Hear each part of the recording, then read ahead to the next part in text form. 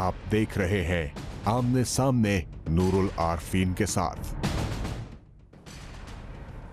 अस्सलाम नाज़रीन, मैं हूं नूरुल आरफीन सिद्दीकी और आप देख रहे हैं आमने सामने। आज हमारी मेहमान है एक ऐसी मारूफ हस्ती जिसे किसी फॉर्मल इंट्रोडक्शन, किसी बाकायदा तारुफ की ज़रूरत नहीं। मैं बात कर रहा हूं साबिक़ चीफ़ इंटेलिजेंस ब्यूरो, साबिक़ IG कराची जनाब डॉक्टर शोएब सडल साहब की। अस्सलाम वालेकुम सर। जी अस्सलाम वालेकुम सर, कैसे मिजाज हैं? खैरियत से हैं आप? जी बिल्कुल, सर, इंटरव्यू का आगाज़ करते हुए पहला सवाल थ्रो करने की इजाज़त चाहूँगा। सर, जिस इंटेलिजेंस सुप्रीमेसी पर इतराते हुए हमारी उम्रें गुजरी, उसी काबिलियत, उसी लियाकत का पर्दा चाक कर दिया एक ऐसी खबर ने जिसके मुताबिक ऐन दारुल हुकूमत के क़ल्ब में मुत्तहदा कौमी मूवमेंट के अरकान कौमी असम्बली या वॉट एवर पार्टी कायदीन एक फायरिंग रेंज में अपने ओहदेदारों और मफरूरों को फायरिंग प्रैक्टिस करा रहे थे। आपके ख्याल में जिस वक्त ये कार खैर हो रहा था, हमारे सिक्योरिटी इदारे कहाँ थे?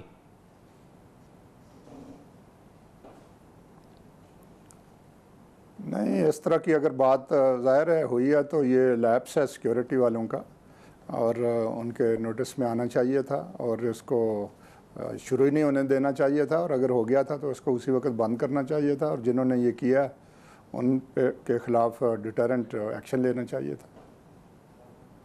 सर, ये मुझे बताइएगा कि उस हाउसिंग सोसाइटी से भारतीय करेंसी भी बरामद हुई है, नेटो का असलहा जो एक मरतबा पहले 90 के करीब से बरामद हुआ था, वही असलहा एक दफ़ा फिर नेटो का यहाँ से बरामद हुआ है। इसके बावजूद हमारे ओहदेदारान की, हमारे वज़ीर दाखिला की प्रेस कॉन्फ्रेंसेस होती हैं और हमें ये यकीन दिलाया जाता है कि पाकिस्तान मुकम्मल तौर पर अब ना सही लेकिन कुछ जुज़वी तौर पर महफूज ज़रूर है। इन सब खबरों के आने के बाद भी क्या कोई एक आम पाकिस्तानी या डॉक्टर शोएब सडल अपने आप को महफूज तस्वुर करता है?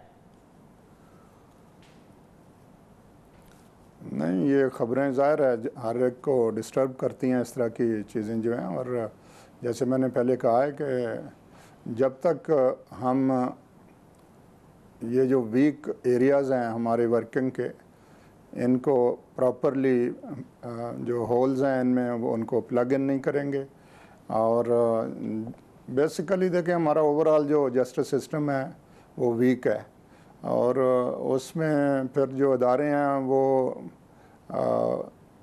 उनमें कोई टुगेदरनेस नहीं है, वो जल नहीं आपस में होते, स्टैंड अलोन वे में बाज़ का काम करते हैं। तो ये जो फ्रेगमेंटेड अप्रोच है वो ज़ाहिर है उसमें फिर जो हमारी कैपेसिटी है और एबिलिटी है हम उस तक नहीं पहुंच पाते।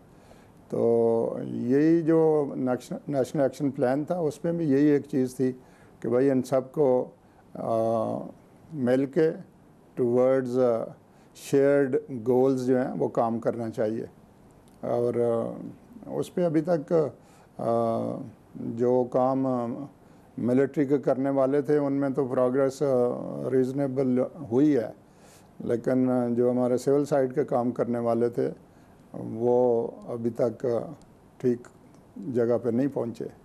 तो लेट्स होप के अब हमें सबक कुछ सीख लेने चाहिए हमें, और ये जो किस्सा हुआ है जो इस्लामाबाद के सबर्ब्स में, इसी को एक एग्ज़ाम्पल बनाना चाहिए आफ्टर ड्यू इन्वेस्टिगेशन। और जब तक देखें हम कोई डिटरेंस नहीं सिस्टम में क्रिएट करेंगे, लोग इस तरह की हरकतें जो हैं वो करते रहेंगे।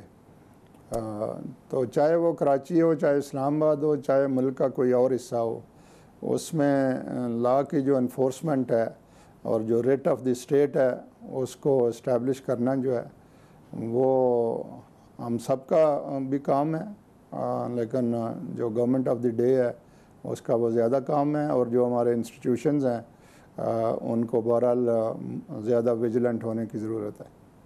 सर, नेटो का असलहा कहीं से बरामद हो, कराची से या इस्लामाबाद से, एक नाम मुश्तरका है और वो है मुत्तहदा कौमी मूवमेंट।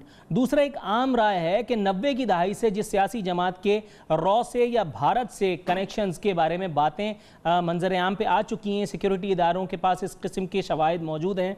खुद आपने मुतअद्दिद फोरम्स पर मुतअद्दिद दफ़ा मुख्तलिफ अपने इंटरव्यूज़ में भी इस बात का एतराफ़ किया कि आपके पास डॉक्यूमेंट्स मौजूद थे और आपने डॉक्यूमेंट्स आगे सबमिट भी कराएं। सर, मुझे ये बताइए कि ऐसी सियासी जमात जो पहले से किसी न किसी इदारे की नज़र में हो, जिसकी टॉप ब्रास या उसकी सेकंड टीयर, कैसे मुमकिन है कि उसके ऊपर एक इंटेलिजेंस आई ना रखी जा रही हो, एक निगाह ना रखी जा रही हो, और अगर उसके बावजूद भी उसके कायदीन इस तरह की हरकतों में मुलविस पाए जाते हैं, तो आपके ख्याल में ये इतना बड़ा सिक्योरिटी लैप्स बगैर किसी यानी कि सेटिंग के मुमकिन है?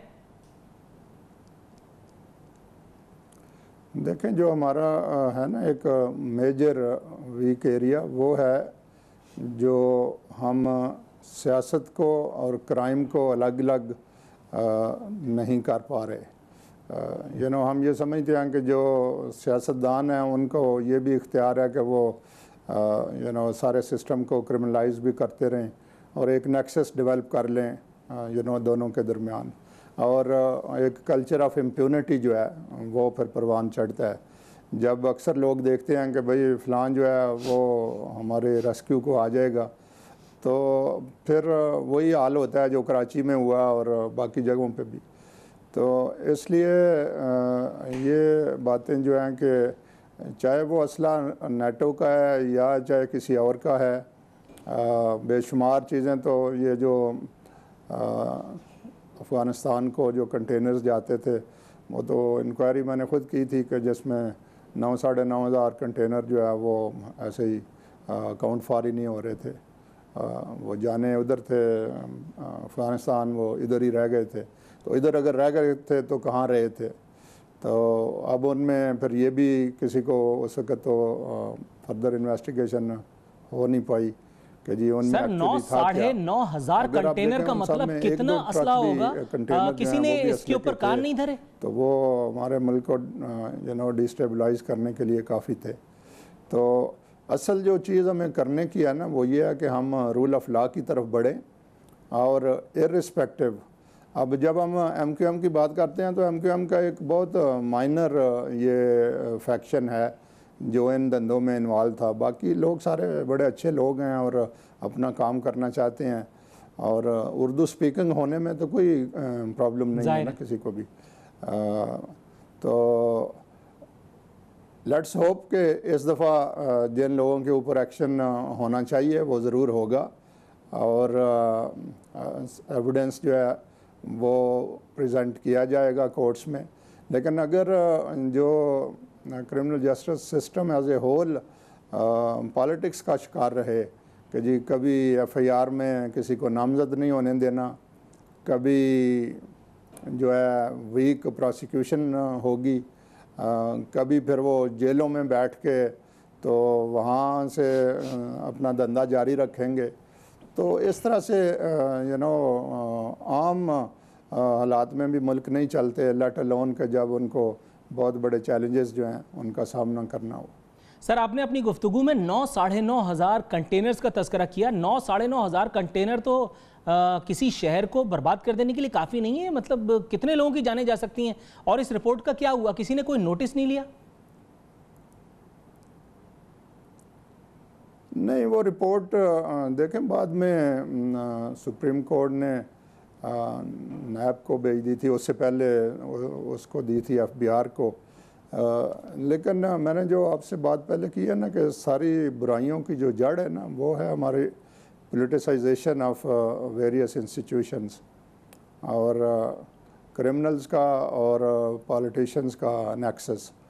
अब ये नहीं मैं कह रहा कि जी सारे पॉलिटिशियंस उसमें जी जाहिर है, लेकिन चूँकि पूछगिछ की कमी है और लॉजिकल एंड पे चीज़ें जाती नहीं हैं, तो इसलिए एक इनकरेजमेंट होती है।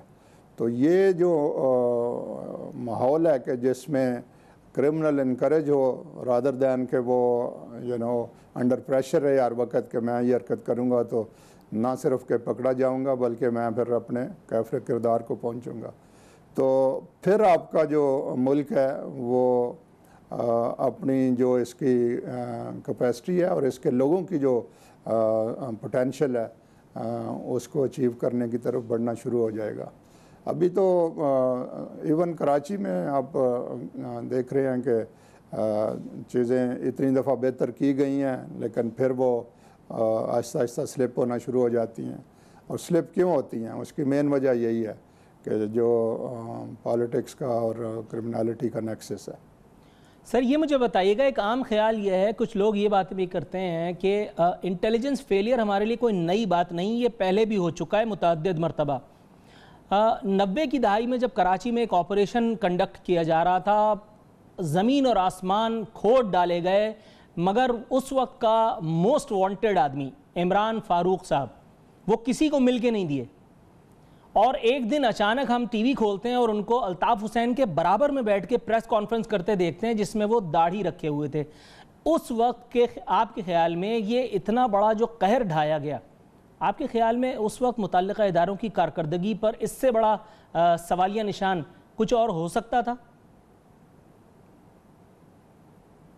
नहीं, देखें, अदारों को मजबूत करना जो है वो भी तो किसी का काम है ना, कि अदारों को डीपोलिटिसाइज़ करना, अदारों को जो रिक्वायर्ड रिसोर्सेज हैं वो मुहैया करना। लेकिन अगर यह है कि अदारे किसी को पकड़ लें तो जिनका काम है कि उनको स्ट्रेंथन करें, वो उनको छुड़वाने की तरफ लग जाएं या उनको बाहर भेजने की तरफ लग जाएं, तो जो ज़्यादा एस्पेक्ट है ना जिसकी तरफ हमें फोकस करने की ज़रूरत है, वो ये है कि हम अदारे मजबूत करें और अदारों को काम करने दें।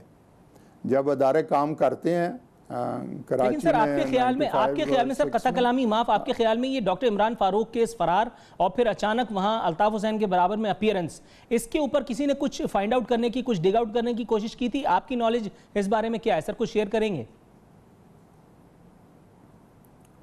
नहीं, देखें, कोशिश ज़रूर की जाती है, लेकिन वो कोशिशें जो है ना इसलिए किसी लॉजिकल एंड पे नहीं पहुंचती कि अगर उतनी देर में से गवर्नमेंट बदल जाती है, नई गवर्नमेंट आती है, वो फिर उनको उनके साथ मुआहदे भी करती है, फिर उनको कंपनसेशनें भी देती है, फिर उनको अपने साथ गवर्नमेंट में भी शामिल कर लेती है। फिर वही पुलिस वाले जो पहले वो इंक्वायरियां कर रहे थे जिनका आप जिक्र कर रहे हो, वही फिर उनको सल्यूट करना शुरू हो जाते हैं। तो इस तरह से स्टेट का जो इंटरेस्ट है ना वो बड़ा बुरी तरह डैमेज होता है। तो अगर हमने स्टेट के इंटरेस्ट को सिक्योर करना है तो हमें इर्रिस्पेक्टिव के कौन सी गवर्नमेंट इन पावर है, हमें स्टेट के इंटरेस्ट को देखना चाहिए। अपनी जो पेटी इंटरेस्ट हैं वक्ती तौर की, टेम्परेरी, उनकी तरफ नहीं जाना चाहिए। लेकिन हमारा पीछे जो ट्रैक रिकॉर्ड है वो अनफॉर्चुनेटली यही रहा है कि एक गवर्नमेंट आई, उसने फिर जो जाने वाली के जो लोग ख़िलाफ़ थे उनको साथ मिला लिया, और यही गेम जो है वो चलती रही है बहुत अरसा।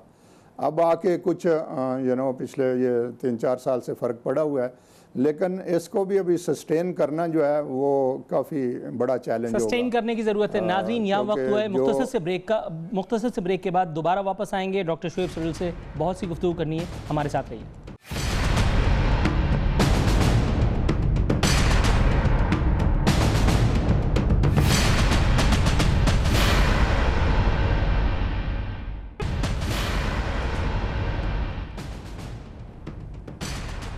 वेलकम बैक नाजरीन। बदस्तूर हमारे साथ मौजूद हैं डॉक्टर शोएब सडल साहब। सडल साहब 90 की दहाई का जिक्र दोबारा छेड़ते हैं। सर मुझे ये बताइएगा कि उस वक्त पाकिस्तान की तीसरी बड़ी सियासी क़ुव्वत और कराची की सबसे बड़ी सियासी क़ुव्वत महाजिर कौमी मूवमेंट, आज की मुत्तहदा कौमी मूवमेंट के चेयरमैन अज़ीम अहमद तारिक को कत्ल के खदशात के बावजूद उनके घर में घुसकर बहिमाना कत्ल कर दिया जाता है। आपके ख्याल में जिस ख़तरे के इम्कानात पहले से मौजूद थे, इस कत्ल के इम्कानात पहले से मौजूद थे, उसके बावजूद भी इतना बड़ा सिक्योरिटी लैप्स, इतना बड़ा लैप्स कैसे हुआ? अज़ीम अहमद तारिक साहब को कत्ल कर दिया गया, आज तक कातिलों के बारे में किसी को कोई सुनगुन नहीं है, शायद जानते सब हैं, बोलना कोई नहीं चाहता। और अगर अज़ीम अहमद तारिक, उनका घर, उनके अहल खाना मार्क्ड थे, कोई सिक्योरिटी आई उनके ऊपर थी, तो इतना बड़ा काम हो कैसे गया? नहीं, देखें, ये सिक्योरिटी लैप्सेस जो है ना, ये तो ख़ास तौर पे जो हाई वैल्यू टारगेट्स हैं उनके कॉन्टेक्स्ट में तो नहीं होने चाहिए, लेकिन अगर होते हैं तो उस पर अकाउंटेबिलिटी होनी चाहिए।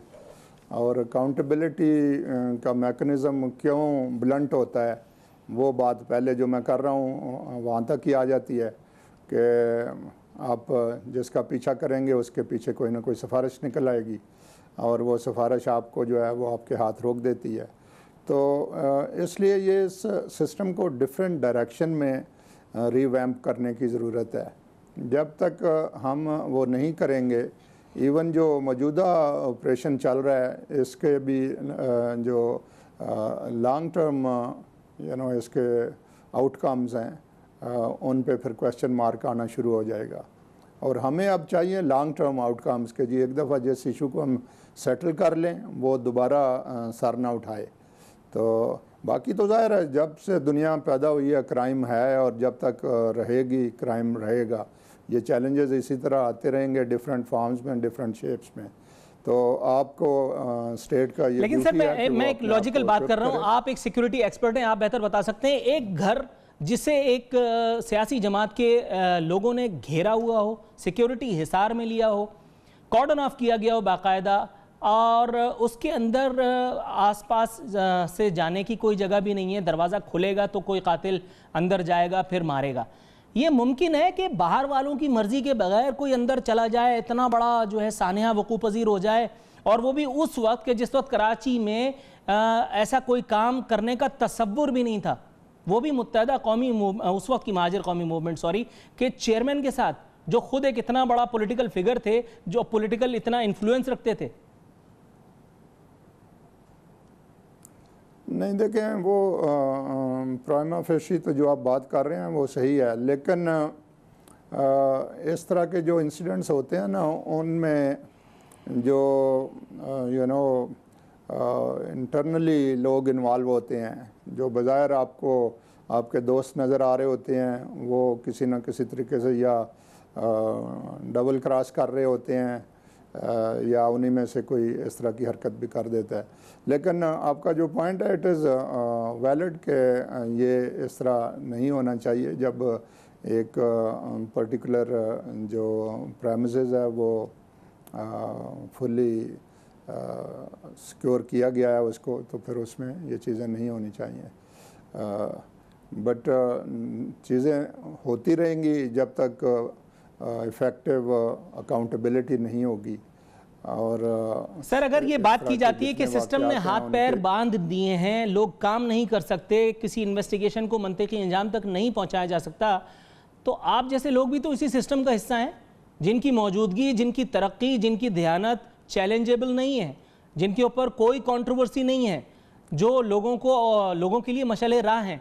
तो फिर आप जैसे लोग जब रेजिस्ट कर सकते हैं तो क्या इस सिस्टम के मजीद लोग, दीगर लोग मशाले राह नहीं बन सकते, लोगों के लिए एक मिसाल नहीं बन सकते? देखें, बात यह है कि जो अफसर हैं ना जिनका आप जिक्र कर रहे हैं वो अब एक टाइनी माइनॉरिटी में हैं। आपको सिस्टम ऐसा चाहिए कि जिसमें कम से कम 80-90% लोग जो हैं वो सही काम कर सकें और बाकी जो 10-15% ना करने वाले हों उनको सिस्टम पनिश कर सके। तो अगर ये रेशो आप रिवर्स कर लें तो फिर वो सिस्टम जो है वो डिलीवर नहीं कर पाता। तो यही हमारा जो मेजर एक जो है ना ये चैलेंज है, और जब तक हम इस चैलेंज के लिए पॉलिटिकल विल नहीं शो करते, जो रिक्वायर्ड रिसोर्सेज हैं वो अवेलेबल नहीं करते, हम इसी तरह से ज़िग ज़ैग करते रहेंगे। कभी हमने फोर्स यूज़ कर ली तो डिस्प्लेसमेंट इफ़ेक्ट हुआ, उसकी वजह से कुछ लोग मारे गए, कुछ आगे पीछे हो गए, हमने समझा जी रिलीफ हो गया है। लेकिन जब तक देखें लोगों को आप प्रॉपरली प्रोसिक्यूट नहीं करते और विदिन डेज़ और मैक्सिमम वीक्स उनको इधर कन्विक्शन में या रिक्विटल में नहीं ले जाते। अब इधर तो कई साल जो हैं वो केसेस पड़े रहते हैं, फिर जब डिलेड प्रोसिक्यूशन की बारी आती है तो जो थोड़ा बहुत एविडेंस होता है वो भी या गायब कर दिया जाता है, या गवाह जो है अगर को होते हैं उनको धमका दिया जाता है या भगा दिया जाता है, या कई केसेस में वो बेचारे वैसे ही फ़ारग हो जाते हैं। सो ये एक कम्प्रिहेंसिव पैकेज आपको देना है। वी ऑल नो कि जी what is wrong with our system, और हमें ये भी पता है कि जी इसको फिक्स कैसे किया जा सकता है। लेकिन हमने इसको वो फिक्स जो करना 2, नहीं है। 4, सर मुझे ये 5% लोग बताइए, हैं। कथा कलामी माफ, अखबारात, इलेक्ट्रॉनिक मीडिया, प्रिंट मीडिया सब गवाह हैं। एक दौर में कराची में खबरें शाया हुआ करती थी, इलेक्ट्रॉनिक मीडिया को बयानात जारी हुआ करते थे, सोर्स बताई जाती थी मुत्तहदा कौमी मूवमेंट का इंटेलिजेंस विंग। कभी स्टेट के इदारों ने यह जानने की कोशिश की, जहमत की, किसी की जमी पे कभी कोई शिकन आई कि एक सियासी जमात जो अपना असर रसूख रखती है, जिसका एक इतना बड़ा वोट बैंक है, जो एक पॉलिटिकल सियासी जमात है, जो जमहूरियत पे यकीन रखती है, जिसके लोग असम्बलियों में, सेनेट तक में मौजूद हैं, उसे इंटेलिजेंस यूनिट, इंटेलिजेंस विंग के क़याम की क्या ज़रूरत पड़ गई? हमारे इंटेलिजेंस इदारे क्यों उस वक्त ख्वाब गफलत के मज़े लूट रहे थे? नहीं, देखें, जब भी सीरियस एक्शंस हुए हैं तो जो भी इस तरह की इंटेलिजेंस विंग्स हैं जिनकी आप बात कर रहे हैं, उनको प्रॉपरली डिसमेंटल किया गया था। और मुझे याद है कि हम एक दफ़ा एक जगह से जो इतलात आ रही थी, तो वो फ़ोन उस वक़्त लोग कर रहे थे जिस पे वो शेयर कर रहे थे कि जी नेक्स्ट टारगेट कौन सा है और ये है वो है। तो अभी वो फ़ोन पे मौजूद थे, तो दे वर पिक्ड अप। तो ये कोई इम्पॉसिबल काम नहीं है जो मतलब आप जिनकी तरफ रेफरेंस दे रहे हैं इस वक्त। सिर्फ ये है कि उस वक्त फ़र्क क्या था, ज़ाहिर है वही कराची पुलिस थी, इधर से चले मैं चला गया था, लेकिन एक टोटल इंडिपेंडेंस और फ्रीडम ऑफ एक्शन थी और पीछे से बैकअप थी। तो ये एसेंशियल इंग्रेडिएंट्स हैं आपने अगर किसी भी ऑपरेशन को कामयाब करना है। अगर ये है कि जी ये हो कि जी सुबह एक बंदा पकड़ा है, शाम को जी उसको छोड़ना है, तो पकड़ने वाले जो वो कहते हैं हमें क्या ज़रूरत पड़ी हुई है कि सर इस वक्त जो कराची में मौजूदा ऑपरेशन चल रहा है, एज कम्पेयर टू जो वो ऑपरेशन था जिसका आप भी खुद किसी ना किसी तौर हिस्सा रहे हैं, आपने विटनेस किया है, ये ऑपरेशन किसी तौर भी सक्सेसफुल कहा जा सकता है? मीडिया पे खबरें चलती हैं, प्रेस रिलीजेस चलती हैं और अमन व अमान का गाना गाया जाता है, मुख्तलिफ इदारे इसका क्रेडिट लेते हैं, सिंध हुकूमत आ जाती है, उधर से वफाकी हुकूमत कहती है कि ये तो हमारा कारनामा है। मुझे एक बात बताइए, एक आदमी जो एक्सेप्ट करता है मैंने 150 आदमियों को मारा है, एक आदमी स्टेट बैंक में ग्रेड 1 ऑफिसर है, एक आदमी PIA में यानी GM के ओहदे पर फायज है और वो टारगेट किलर है at the very same time, सब लोग जानते हैं उसकी गिरफ्तारी होती है। एक आदमी वाटर बोर्ड से निकलता है, 250 मर्डर किए हैं, अरबों रुपए उसने बनाए हैं, और 20 दिन 25 दिन के बाद मैं जानता हूं, कराची वाले जानते हैं, अखबारात गवाह हैं, उसके जो है वो जमानत हो जाती है, उसके बाद वो मुआशरे का हिस्सा होता है। एक आदमी 600 किलो बारूद के साथ पकड़ा गया, उसके बाद उसकी जमानत की वजह बनी ये कि वो बारूद एक्सपायर था, उससे धमाका नहीं हो सकता था। नहीं, वो देखा ना, अगेन आप वही बात जो है उस तरफ रेफ़र कर रहे हैं जो मैं पहले कह चुका हूँ कि अगर इन्वेस्टिगेटर जो हैं उन्होंने अपना काम सही किया है और वो प्रोफेशनली गुड इन्वेस्टिगेटर्स हैं, तो ये जो बात है कि जी उनके ऊपर जो बारूद था वो एक्सपायर्ड था, तो कोई भी इन्वेस्टिगेटर इस तरह के बारूद के साथ वो केस बनाएगा ही नहीं, तो उधर ही वो बात ख़त्म हो जाएगी। अब ये किसको पता है कि जी उस वक्त जो पहले बारूद निकला था वो कौन था, और जो बाद में जिसकी वजह से उसको क्विट कराया गया वो कौन सा बारूद था। तो और फिर प्रेशर्स हर एक पे आते हैं, बाज़ का इवन जो जुडिशरी है हमारी उस पर भी प्रेशर्स आ जाते हैं, बट जो मेन रिस्पॉन्सिबिलिटी है वो इन्वेस्टिगेटर्स की और प्रोसिक्यूटर्स की है कि वो अपने केस जो है उसको हर कीमत पे मजबूत रखें और उसको आखिर तक पहुँचाएँ। ये सारी जो आप सिस्टम की ख़राबियाँ बता रहे हैं, जब तक इन ख़राबियों को हम दूर नहीं करेंगे, मैंने पहले भी कहा है कि इवन मौजूदा जो ऑपरेशन है कराची का, ये शॉर्ट लिव्ड साबित होगा। ऑलरेडी इसमें देखें अभी तक अगर बाज़ हमें बताया जाता है कि जी इतने हज़ार लोग जो हैं वो पकड़े गए हैं, और लेकिन जब हम देखते हैं कि अच्छा सक्सेसफुल प्रोसिक्यूशन कितनों की हुई है, तो वो फिगर इवन मतलब 10-20 में रह जाती है, इससे आगे नहीं बढ़ती। फिर ये आ जाता है कि जी चूँकि प्रोसिक्यूशन में बहरहाल गवर्नमेंट कंट्रोल करती है। सबसे जो ज़्यादा ज़रूरी रिफॉर्म है वो ये है कि जी criminal justice system as a whole वो गवर्नमेंट से आज़ाद कराया जाए उसको, और क्रिमिनल जस्टिस सिस्टम को मजबूत किया जाए, इसे आज़ाद कराया जाए। नाजरीन, यहाँ वक्त हुआ एक मुख्तसर से ब्रेक का, ब्रेक के बाद वापस आते हैं।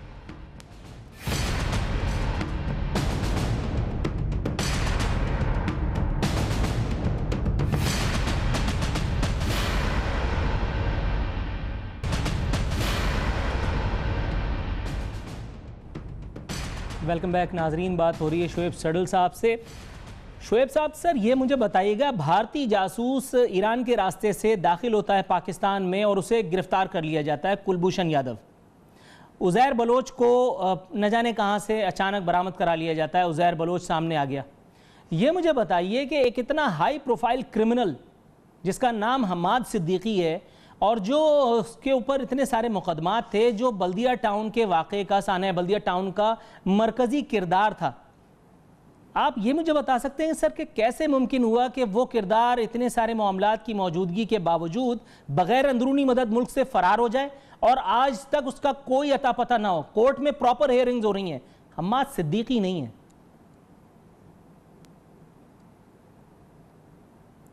नहीं, ये वही बात है ना कि एक तो डिफरेंट जो एजेंसीज़ हैं जो इस सारे सिलसिले में इन्वॉल्व होती हैं कि उनका आपस में समटाइम्स जो लैक ऑफ इफ़ेक्टिव कोऑपरेशन है, एक तो वो वजह बन सकती है, बीच में कोई करप्शन का इशू आ सकता है, बीच में किसी की सिफारिश जो है वो पॉसिबली हो सकती है। तो देखें, जब तक जो इन्वेस्टिगेटर है वो एक्सटेनियस कंट्रोल्स में रहेगा, जब तक जो प्रोसिक्यूटर है वो ये होगा कि जी अच्छा तुमने ये बात ना की तो तुम्हें फ़र्क कर देंगे, तो ये सिस्टम जो है ऐसे ही धक्का स्टार्ट ही रहेगा और इसके जो आउटकम्स हैं, जो डिलीवरेबल्स हैं, वो बहुत ज़ीरो। सर, सांप निकल जाने के बाद लकीर पीटना हमारी आदत रह गई है। अब ये मुझे बताइए, हम्माद सिद्दीकी की दफ़ा चलो चूक हो गई, मान लेते हैं, अव्वल तो माना नहीं जा सकता। ये मुझे बताइए, 90s में ऑपरेशन हो रहा है मुत्तहदा कौमी मूवमेंट के उस वक्त की महाजिर कौमी मूवमेंट के खिलाफ, गालिबन के उस यानी हिस्से के खिलाफ के जो टेररिस्ट एक्टिविटीज़ में इन्वॉल्व था, उस गंद को साफ करने की कोशिश हो रही है। और ये कैसे मुमकिन हुआ कि अल्ताफ़ हुसैन जो उस पार्टी के हेड हैं वो निकल करके मुल्क से पुरअसरार तौर पर, अल्ताफ़ हुसैन कोई आम आदमी तो नहीं है, वो निकल कर मुल्क से बाहर चले गए और उसके बाद आज हम बैठ करके लकीर पीट रहे हैं कि उन्होंने वहाँ से पाकिस्तान मुखालिफ तकरीर कर दी, चौधरी निसार साहब एक्शन लेते हैं, वो कहते हैं मैं इंटरपोल के जरिए ले आऊँगा। एक आदमी मुल्क से निकल के गया कैसे, पहले इसकी बात नहीं होनी चाहिए? लाना तो दूर की बात है। नहीं, बिल्कुल होनी चाहिए, और लेकिन बात तो तब भी होगी ना कि अगर आइंदा के लिए इस तरह का जो है सिलसिला उसको रोकना मकसूद है हमेशा के लिए, और अगर उस वक़्त भी खुद ही उसको भिजवा दिया हो तो फिर क्या करेंगे आप? सर ये आपका अंदाज़ा है इन्फॉर्मेशन? बात नहीं, मैं तो आपके सवाल के जवाब में कह मुख्तलिफ पॉसिबिलिटीज़ जो हैं उनके ऊपर बात कर रहा हूँ ना, कि there are different sized holes in the system. जो बड़े लोग हैं, इन्फ्लुएंशियल लोग हैं, जिनके पास पैसा है, जिनके पास कॉन्टैक्ट्स हैं, वो तो बड़े से बड़े होल्स में भी स्लिप कर जाते हैं। बाकी कोई छोटी मोटी जो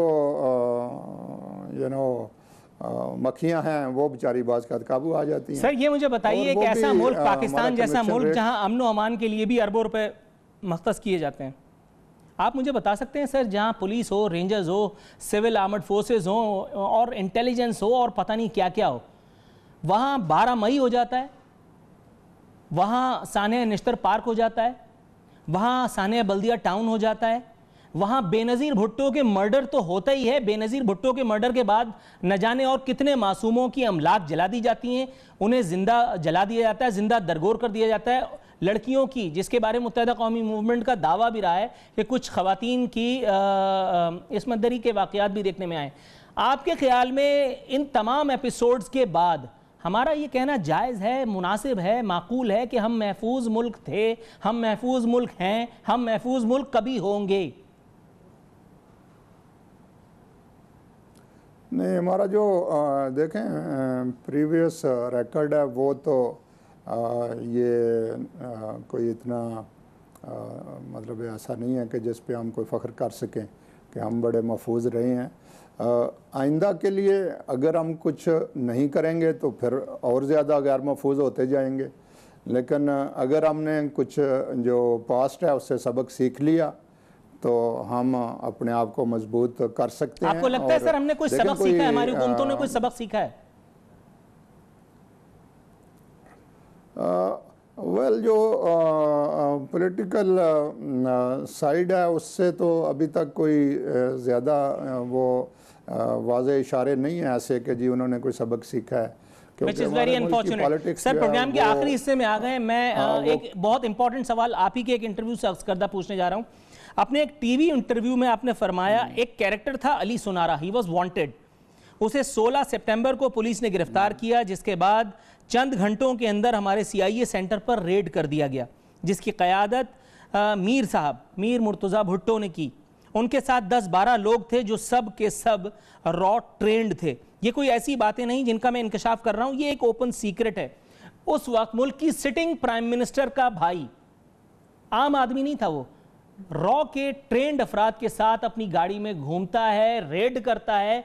आपके ख्याल में वहां कोई अक्ल का अंधा रियासती इदारों की रिट, हुकूमती रिट के ऊपर, इस एक मज़ाक़ा खेज नजरिए के ऊपर एतबार करेगा?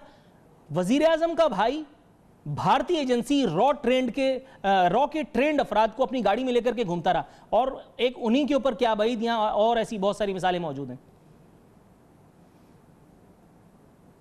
नहीं देखें, अगर जो रेट है वो उतनी मजबूत होती कि जितनी चाहिए थी, तो ये जो बाद वाला अनफॉर्चुनेट इंसिडेंट हुआ जिसमें ख़ुद Mir Murtaza became a victim, तो ये ना होता। अब उसमें देखें बाज़ का जो पॉलिटिक्स है ना, उसके अजीब किस्म की कंपल्शन। मेरे पास आखिरी 40 सेकंड्स हैं, अगर आप मुख्तसर जवाब इनायत कीजिए प्लीज़। मैंने तो उसी रात ये जो मुख्तलिफ सेंटर्स पे रेड्स हुए थे इन लोगों की तरफ से जिनका आप जिक्र कर रहे हैं, तो इनके ऊपर केसेस दर्ज कराए थे, और अगली सुबह हमारा प्रोग्राम था इन सब को अरेस्ट करने का।